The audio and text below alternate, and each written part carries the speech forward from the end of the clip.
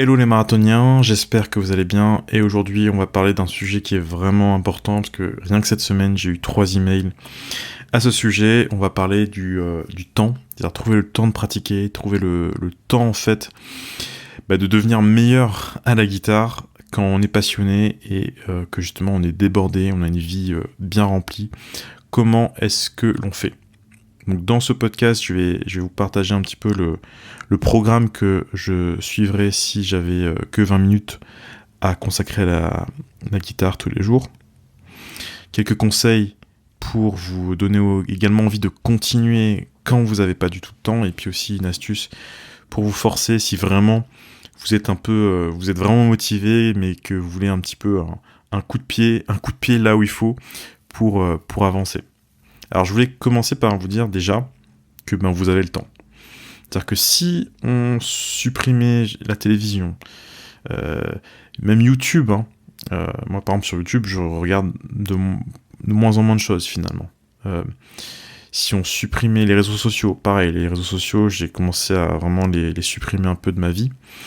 Le streaming, etc., même sortir un peu moins, eh bien ça cumulé, eh bien vous allez trouver du temps. Donc là, je vais pas parler de ça. Ça, vous le savez, hein, pas besoin d'écouter un podcast pour le savoir. Mais là, je vais vous parler surtout des cas où vous avez pas le temps parce que vous êtes débordé, vous avez une vie familiale, vous avez des enfants, vous avez un boulot qui est prenant, etc. Vous avez des transports à faire. Et au-delà du temps, c'est surtout que vous n'avez pas forcément l'énergie de pratiquer, parce que à la fin de la journée, on a moins l'énergie que si on avait que ça à faire, en grosso modo. Et moi, je vous parle de ça parce que je connais très bien le sujet. Donc, peut-être que vous savez pas, mais dans une autre vie, j'ai fait des études, etc. J'ai même été en classe préparatoire. J'ai fait plein de boulot alimentaire aussi, et du coup, je sais... moi, j'ai commencé à travailler en plus de mes études dès l'âge de 19 ans. J'ai passé le bac à 17, j'ai fait 2 ans de prépa, et après, dès mes 19-20 ans, j'ai commencé à travailler. Et du coup, je me suis jamais arrêté. Donc, les semaines à rallonge, je connais très bien. Et du coup, je vous parlais de ça parce que moi, ça m'est arrivé aussi d'avoir peut-être que 15 minutes à travailler parfois. Et je pense que si aujourd'hui vous êtes un peu dans ce cas-là, eh bien, je vais vous donner quelques podcasts, quelques conseils dans ce podcast, et je pense que ça pourra vous aider. Donc, je disais, finalement, c'est pas une question de temps, c'est une question d'énergie, et surtout, en fait, ça crée ce cercle vicieux où on n'est pas satisfait de nos séances, parce qu'on se dit, j'ai eu que 20 minutes aujourd'hui, donc j'ai un peu rien fait, donc ça sert à rien de continuer, ou là je suis fatigué, donc j'ai pas forcément l'énergie, et en plus j'ai l'impression d'avoir rien fait, donc je vais avoir encore moins tendance à le faire, et puis petit à petit on le fait de moins en moins, etc., et on connaît où ça mène. Et la question qu'on doit se poser dans ce cas-là, c'est qu'est-ce qu'on peut faire ? Et je vais vous donner une image. C'est l'image d'un ami. Si vous avez un ami aujourd'hui que vous aimez, donc un ami, eh bien vous avez envie de le voir. Vous n'avez pas envie de le voir 20 minutes.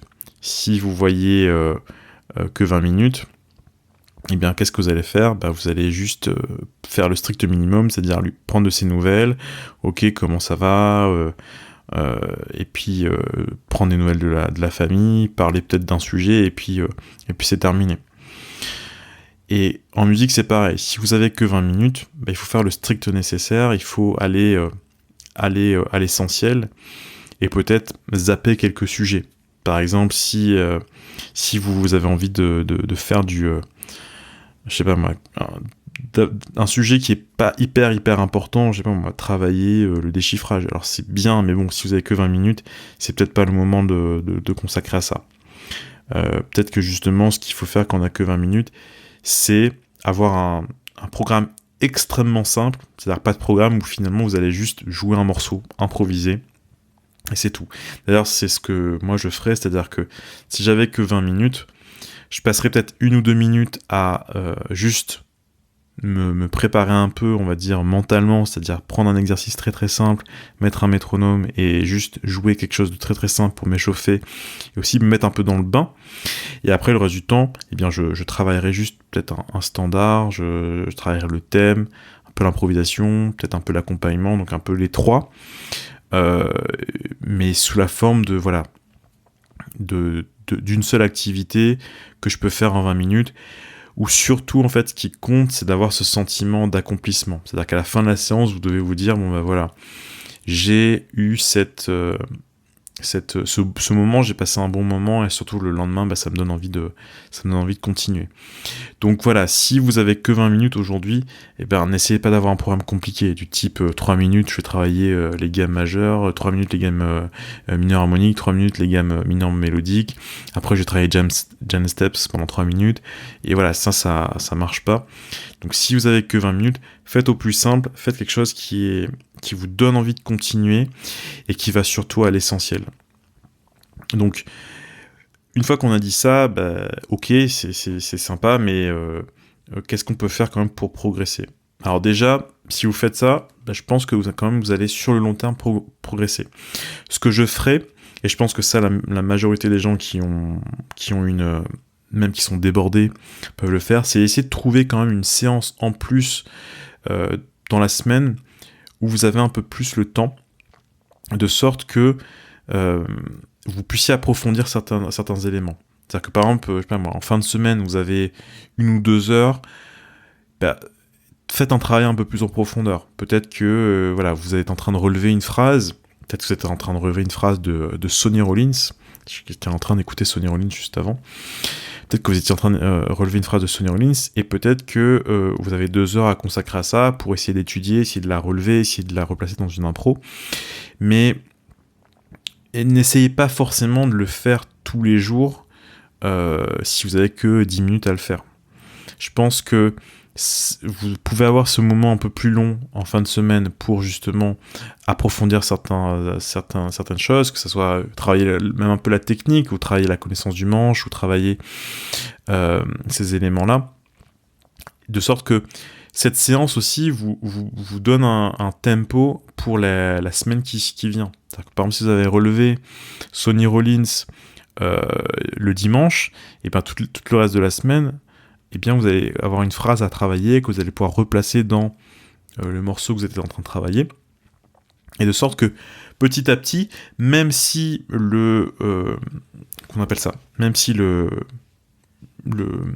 progrès est plus lent, eh bien il se fait quand même, parce que voilà, tous les jours vous faites déjà l'essentiel, vous faites vraiment le strict minimum, c'est-à-dire jouer quelque chose qui vous plaît, et vous avez cette séance un peu hebdomadaire dans laquelle vous pouvez quand même vous dire que vous découvrez quelque chose de nouveau, vous apprenez quelque chose de nouveau, vous approfondissez quelque chose, et je pense que comme ça c'est tenable, ça reste aussi un moyen de se motiver, parce qu'il y a quand même un des moteurs de l'être humain, c'est ce besoin de diversité. C'est-à-dire que si tous les jours vous faites la même chose, eh bien au bout d'un moment vous allez vous lasser. Donc voilà ce que je ferai, tout simplement on va dire du lundi au samedi, ou du lundi au vendredi, je travaillerai 20 minutes, une demi-heure, à faire vraiment des choses très très simples, peut-être quelques minutes à juste s'échauffer, mais s'échauffer mentalement.